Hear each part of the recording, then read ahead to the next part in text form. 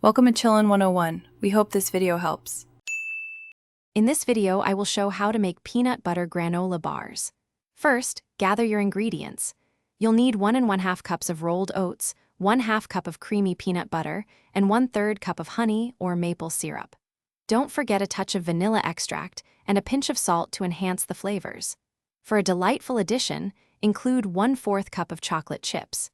These simple ingredients will create a delicious and satisfying snack in no time. Now, let's combine the wet ingredients. In a microwave-safe bowl or small saucepan, gently melt the 1/2 cup of peanut butter with the 1/3 cup of honey or maple syrup. Stir them together until smooth and well incorporated. Next, add 1 teaspoon of vanilla extract and a small pinch of salt.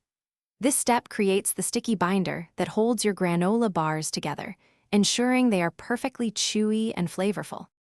Once your wet ingredients are ready, pour them over the 1 1/2 cups of rolled oats in a large mixing bowl. Stir everything together until every oat flake is evenly coated with the peanut butter mixture. This ensures a consistent texture throughout your bars. Then, transfer the mixture to an 8 by 8 inch pan lined with parchment paper. Press it down very firmly to compact the bars and sprinkle 1/4 cup of chocolate chips over the top. The final step is to chill your granola bars. Place the pan in the refrigerator for at least 2 hours. This crucial step allows the bars to set completely, making them easy to cut and preventing them from crumbling. Once firm, lift the mixture out of the pan using the parchment paper and cut it into 12 equal bars.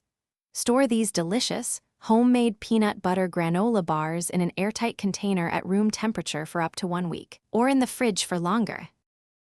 Thanks for watching. Consider subscribing if we helped you.